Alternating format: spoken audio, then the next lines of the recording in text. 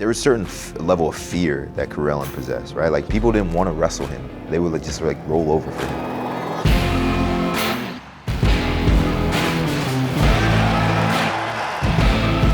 Hey, what's up everybody? It's Jordan BURROUghs, wrestler for the United States of America at 74 and 79 kilograms. I'm a 5-time world champion and Olympic gold medalist.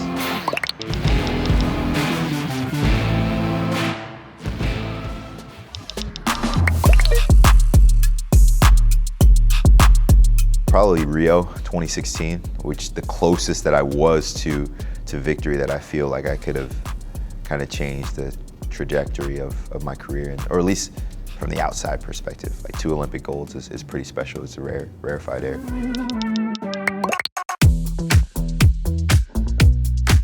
I'd say like even a guy like Gino, I would say Gino Petroshvili is underrated. He was supposed to solidify himself as, you know, champion this summer, and then all of a sudden Gable Steveson comes out of nowhere and snatches his Olympic gold. He's got to wait another 4 years.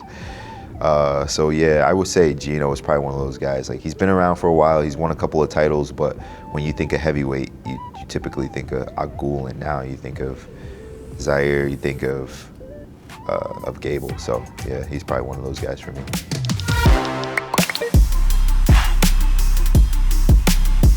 Trying to make my kids into champions is my goal. I want to spend as much time as I can with my family. I want to build them up through the sport, grow wrestling in the tri-state area, but really I want to help make my kids champions.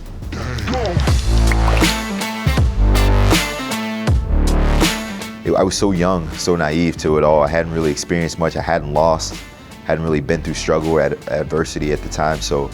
But now after a significant amount of adversity, obstacles, injuries, losses, setbacks, like I think it'll mean so much more to me to actually be on the Olympic podium, regardless of placement on the podium. Just to be on the podium is special.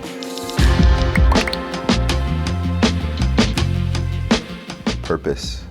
I say purpose always pushed me. Like when I was growing up, I wasn't the best. I was never great at this. I was never particularly talented. I didn't have a ton of skill. And so when I realized that the intangibles would get me far, grit, toughness, determination, work ethic, conditioning, those are the things that I clung to. And then as skill and technique and mindset started to accompany all these intangibles that I had, then all of a sudden I took off. I started to develop as a man, get stronger, get more physically fit. Hard work, commitment, discipline, sacrifice, those are the characteristics that have helped me sustain such a long career, and I never turned back on them.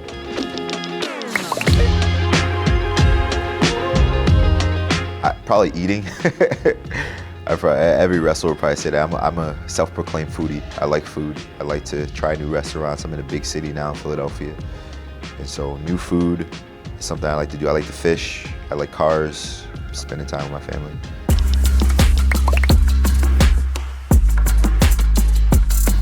Absolutely, 100%. Iran's my favorite place to compete.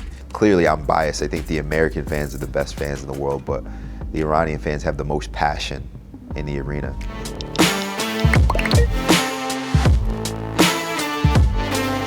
I've got my first pair of 11s when I won my first state championship. I was 9 years old.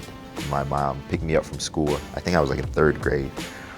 My mom picked me up from school, and in the back seat was a Foot Locker bag. And I opened up the box. I never forget this, and I opened it up, and it was a pair of J's. Can you remember like when, back in the day when a pair of Jordans released on a Saturday, you go to school that Monday, and a lot of people in school would have them, right? It was kind of the thing. So like when you see all your buddies with them, you're like, damn, like I want a pair.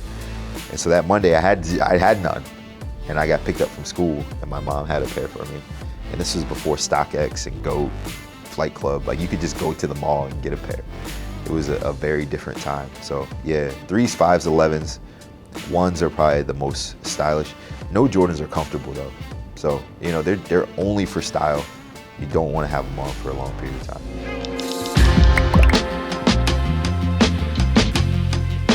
There are a few. Coming back to win the gold in 2017, Paris was pretty special after failing the medal in Rio, and then winning this past World Championship after failing to make the team were both pretty special for me.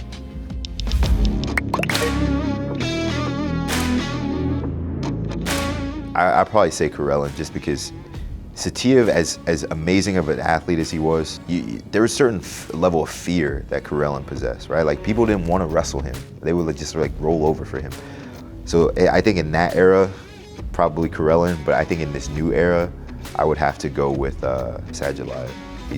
I remember meeting Sadulayev for the very first time. I was at the Yasar Dogu 2014, and we were in the mall across from our hotel. And they came up to me, him and his personal coach, and I was like, this guy right here, he's the next Jordan Burroughs.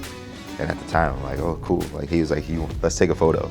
And we took a picture together. I've got a picture with him before anyone knew who he was. I got a picture with Yazdani before anyone knew who he was. So it's funny how, like, my position in my career, where these guys grew up looking up to me as heroes, and now they just continue to elevate the sport. It's pretty special, man. I love being able to kind of dwell in multiple generations. Right? Like, when I first got onto the scene in 2011, the landscape looked completely different. Not a lot of guys that wrestle in 11 that are still competing now. But yeah, it's been good. Still here, still rocking.